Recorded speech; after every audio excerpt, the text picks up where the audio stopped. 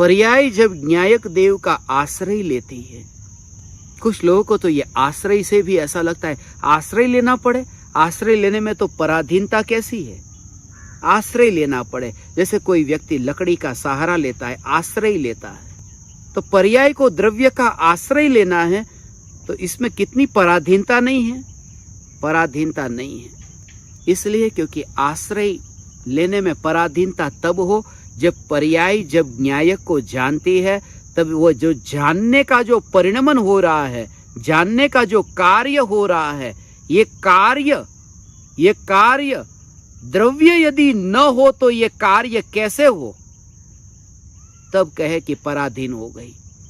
मगर द्रव्य के स्वचतुष्टय अपने हैं और पर्याय के स्वचतुष्टय पर्याय के हैं, इसलिए पर्याय द्रव्य के अधीन नहीं हो जाती, आश्रय लेती है, आश्रय लेती है। आश्रय किसी और का लिया या फिर परमात्मा का लिया, आश्रय तो आश्रय है ना। कोई व्यक्ति किसी और भिखारी से कुछ मांगे या फिर कोई व्यक्ति किसी राजा से कुछ मांगे, मांगना तो हुआ ना, आश्रय तो लिया ना। पहले देह से पर्याय मांगती थी, अब पर्याय न्यायक से मांगे। पहले देह में लीन होती थी, अब परमात्मा में लीन हुई, मगर आश्रय तो लिया ने, आश्रय लिया। आश्रय लेने में पराधीनता नहीं है, न्यायक के आश्रय में पराधीनता नहीं है, उसका राज समझो। तो जब तुम अंतर में स्थिर हो जाओ, तब तुम्हें निर्विकल्प अनुभव होगा, क्योंकि आश्रय में पराधीनता नहीं होगी। जब पर्याय द्रव्य में स्थिर होती है ना, तब निराश्रय हो जाती है। कहते हैं आश्रय लिया मगर निराश्रय हो गई।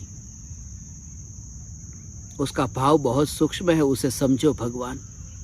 निर्विकल्प ध्यान की दशा में जब पर्याय न्यायक का आश्रय लेती है, हे ज्ञान दीपक, तू जब प्रयोग कर और प्रयोग में जब ये जानना जानना जानना जब न्यायक का आश्रय लेता हो, तब तुझे कमजोरी नहीं लगेगी। क्यों नहीं लगेगी? क्योंकि तू मांगता नहीं है, वो न्यायक से कुछ मांगता नहीं है। उस समय ये परिणमन होता है। आश्रय का मतलब ये परिणमन है। परिणमन का अर्थ है कि ज्ञान के पर्याय का जो विषय है, ये त्रिकाली ध्रुव न्यायक देव बना। पर्याय ने द्रव्य का आश्रय लिया, उसका मतलब ये नहीं है कि पर्याय अपने स्वचतुष्टय में से हट करके द्रव्य से कुछ मांगने गई। पर्याय अपने स्वचतुष्टय में रह करके अपनी योग्यता से मैं न्यायक हूं ऐसा जानने रूप परिणमित होती है। वो द्रव्य में से खींच करके कुछ नहीं लेती, वो पर्याय का अपना परिणमन है भगवान। वो पर्याय की अपनी शक्ति है, वो पर्याय की अपनी योग्यता है, वो पर्याय का स्वयं का काल है, स्वयं का स्वचतुष्टय है। सिर्फ विषय बना है द्रव्य, और विषय बनने मात्र से कोई गुलामी नहीं हो जाती। इसलिए तो ज्ञान कभी भी गुलाम बना ही नहीं। भूतकाल में भी परायों का गुलाम ज्ञान बना ही नहीं, क्योंकि पराये से मांगा थोड़ी है। पराये से ज्ञान ने कुछ मांगा नहीं है। वो मांगने वाली तो श्रद्धा थी ना, जो कहती थी, जो मानती थी कि पर से कुछ मिलता है, मगर ज्ञान ने तो पर से कुछ, क्योंकि जब अपने में शक्ति हो तो पर से क्या मांगना। ऐसा है भगवान। शरीर को जानती है ज्ञान की पर्याय। धन संपत्ति गाड़ी मोटर बंगला, इसको जानती है ज्ञान की पर्याय, मगर उसके अधीन नहीं हुई, क्योंकि ज्ञान में वह शक्ति है जानने की। वो शक्ति वो धन में से नहीं आई, वो रुपये में से नहीं आई, गाड़ी में से नहीं आई, वो ज्ञान की शक्ति ज्ञान में है। ऐसा वो अपने में है, और उस समय की वो शक्ति है। वो त्रिकाली में से आकर के हुई ऐसा नहीं, वो उस समय की अपनी शक्ति है। इसलिए तो क्योंकि ध्रुव नित्य रहता है, और ये पर्याय यदि ध्रुव के अधीन होती तो सदा एक से ही रहती। वो ध्रुव के अधीन भी नहीं है, इसलिए तो पर्याय की स्वतंत्रता कही, पर्याय के स्वचतुष्टय कहे। ये पर्याय की अपनी योग्यता कही, और ये पर्याय अपनी स्वतंत्र योग्यता से त्रिकाली को जानती है। अपनी स्वतंत्र योग्यता से त्रिकाली को जानती है, तब ये कहने में आता है कि पर्याय ने द्रव्य का आश्रय लिया है। पर का भी आश्रय लिया नहीं था, पर को भी विषय बना था, पर भी ज्ञान का विषय बना था। पर का भी आश्रय लिया नहीं, पर में से कुछ भी लेने नहीं गई, अपने में रह करके पर को जानती। और ऐसा यदि तुम्हें स्वीकार हो ना भगवान, तो फिर तुम देह के अधीन नहीं हो। ये शरीर रहते ही तुम्हारे अंतर में ये विचार फिर रहेगा, ये जागृति, यही तत्व विचार तुम्हारे अंदर फिर।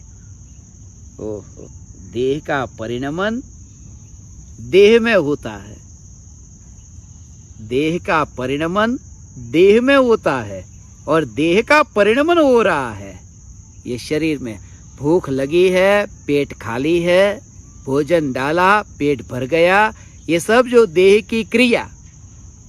मगर देह की क्रिया को जानने वाली जो ज्ञान की पर्याय, उस समय ही तुम्हारी श्रद्धा ये स्वीकार करती है कि देह का परिणमन देह में, और देह में भोजन गया उसको जानने वाला ज्ञान, वो ज्ञान का परिणमन ज्ञान में, वो ज्ञायक में नहीं। वो ज्ञायक घनपिंड जो देह में भी नहीं और देह को जानने वाली ज्ञान की अवस्था में, ज्ञान के परिणमन में भी नहीं। और श्रद्धा ये पकड़ छोड़ती नहीं है, ये ध्रुव ध्रुव ध्रुव में, ये ध्रुव में एकत्व, इसका नाम धर्म है। बाकी तो सब बाहर का खेल है, ये सब बाहर का खेल। ओहो, अब मैं बच्चा नहीं हूं, खेल खेलूं, है ना, मैं बड़ा हो गया। अब तू बच्चा नहीं रहा, तू बड़ा हो गया। कोई क्रिकेट खेलता हो, गिल्ली डंडा खेलता हो, कि अब ये तू बड़ा हो गया। यहां तो त्रिकाली ध्रुव ऐसा महान है कि देह में जो हो रहा है उसको जानने वाली जो ज्ञान की पर्याय है, सामने पेड़ है, पौधे है, उसे जानने वाली ज्ञान की पर्याय है। ओ हो,